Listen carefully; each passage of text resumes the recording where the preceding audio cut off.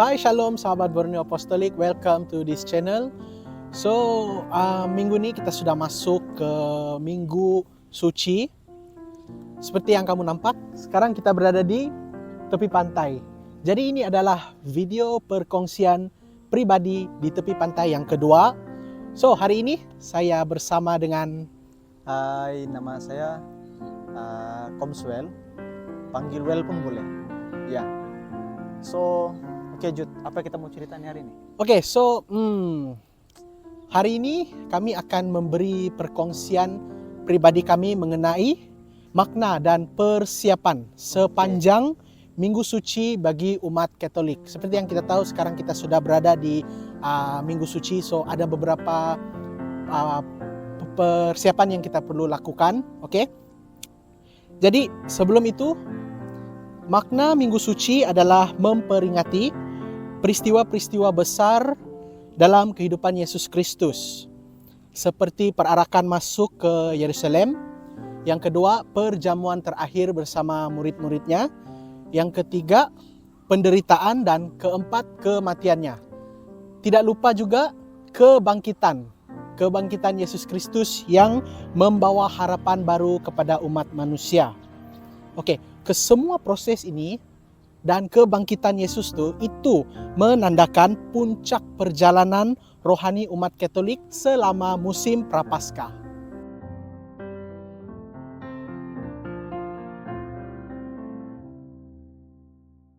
So, Koms, Ya, Jud.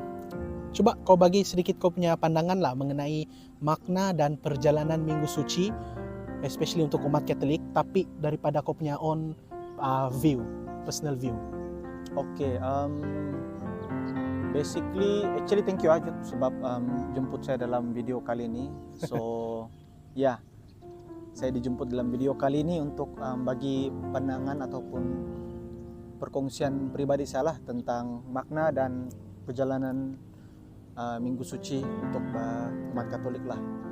So basically lah, bagi saya makna bagi Minggu Suci ini saya boleh tengok bermula daripada Minggu Palma lah, hari Minggu Palma nih, which is Yesus akan masuk ke Yerusalem diarak dengan daun palma sebagai tanda penghormatan lah, sebagai tanda penghormatan dan mengiktiraf dia sebagai raja. Dan selepas itu dia akan menghadapi penangkapan dan akan menghadapi penderitaan dan menerima hakikatnya untuk mati di kayu salib lah. So ya, secara pribadi saya boleh tengok lah yang Yesus diarak masuk ke Yerusalem membawa daun palma, menaiki apa kita panggil nih, keldai. Itu menunjukkan dia sebagai seorang raja yang penuh dengan kerendahan hati. So kalau perjalanan Minggu Suci,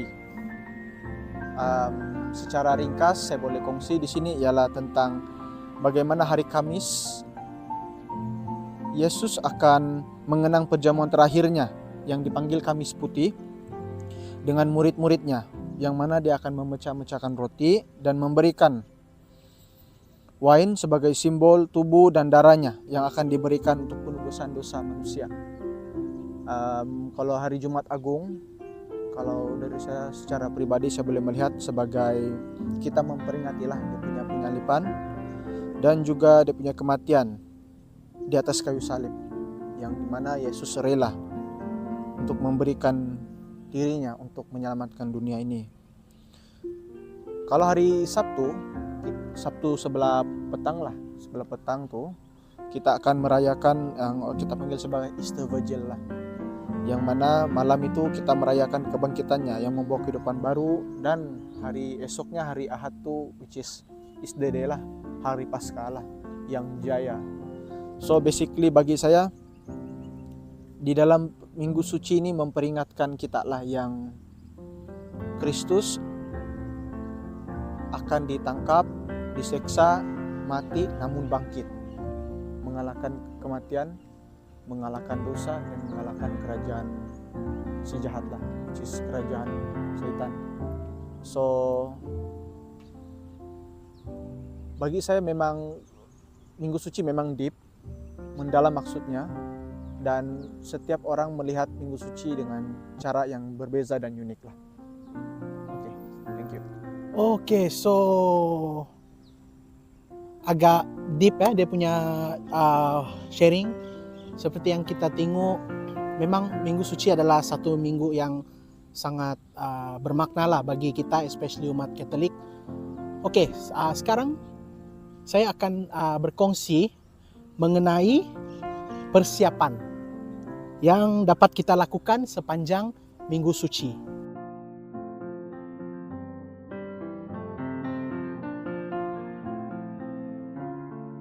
So, ada beberapa persiapan yang kita boleh buat sepanjang Minggu Suci. Antaranya adalah yang pertama, doa dan renungan. Oke.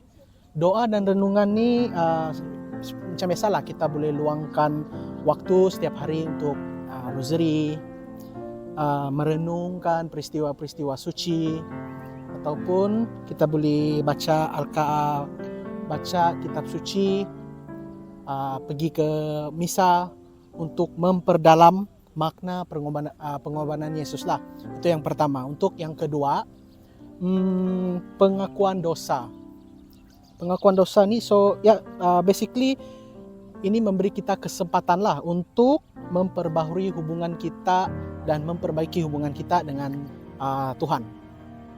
Yang ketiga, amal dan kebaikan. Okey. Minggu Suci kan dia adalah masa yang terbaik untuk kita beramal. Untuk kita beramal dan melibatkan dirilah dalam perbuatan amal. Kenapa? Sebab minggu ni adalah minggu yang sudah nama dia Minggu Suci kan. So of course setiap perkara yang kita buat dan bila dia berkaitan dengan amal, dia mesti dia adalah something yang good bah. Okey. Dan yang keempat, merayakan perayaan liturgi. So ini of course kita kena pergi misa, tapi paling penting Good Friday, Holy Thursday dulu. Holy Thursday, Good Friday, Easter Vigil dan Easter Day. Ini 4 lah. Kalau sebaik-baiknya, seboleh-bolehnya kita perlu menghadirkan diri. Dan yang terakhir, penyucian hati. Okey, penyucian hati. Sebab selain persiapan lahiriah, Minggu Suci juga memanggil kita untuk membersihkan hati. Ini bermakna kita perlu melepaskan kebencian kita, memperbaiki hubungan kita dengan Tuhan dan sesama, serta berkomitmen untuk hidup dalam kasih dan kedamaian.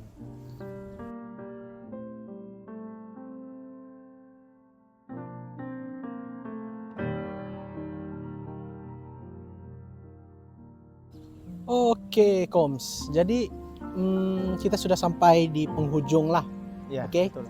Kita sudah cerita mengenai makna dan kita sudah cerita mengenai persiapan. So sekarang kita berada di penghujung. Jadi kau ada apa-apa mau bagi kah? Atau any last word? Oke, thank you Juta. So based on apa yang kau cakap tadi tentang persiapan yang kita boleh buat sepanjang Minggu Suci itu kan. So saya just mau close dengan saya punya point of view lah, yang mana saya rasa Minggu Suci bagi saya ialah boleh dikatakan minggu persiapan lah. Minggu persiapan untuk merayakan hari-hari besar di dalam perjalanan iman kita sebagai seorang Katolik lah, yang mana kita akan berserta dan menyertai Kristus di dalam perjamuan akhirnya, menyertai Yesus di kayu salib, menyertai Yesus merayakan kebangkitannya, dan menjadi seorang Katolik yang di dalam mood Easter Day lah, which is seorang Katolik yang bukan saja bersuka cita tapi bangkit. Jadi saya boleh close dengan saya punya sharing kan, yang kita boleh menyertai Yesus dalam semua event-event ini. Cuma yang paling penting kalau bagi saya lah, pandangan pribadi saya kan, ialah persiapan hati. Betul. Adakah kita punya hati bersedia, atau adakah hati kita ingin mendalami makna dalam penyertaan hari besarnya lah bersama Kristus. So ya, itu dari saya. Oke. So guys, saya rasa saya tidak perlu close lah sebab dia sudah cover semua, oke? Dia sudah cover semua. Cuma semoga kebangkitan Kristus pada hari Easter nanti memberi kita satu harapan yang baru supaya kita boleh hidup lebih baik dalam keadaan sekeliling dan sesama. Dan akhir sekali, selamat menyambut Minggu Suci dan Paskah. Thank you. Kita jumpa di video seterusnya. Oke. Tapi sebelum itu, jangan kamu off dulu. Kepada viewers di luar, kamu boleh komen. Kamu jangan lupa untuk komen. Ya, komen bagi pandangan kamu. Yes, betul. Bagi pandangan kamu, apa yang kamu rasa, apa kamu mau tanya. Mana tahu kamu ada idea, Yes. kamu boleh bagi tahu dan kami akan coba sedaya upaya untuk produce video. Fungsi selepas itu lah, Yes. dalam next video. So, see you next video. Thank you. Bye.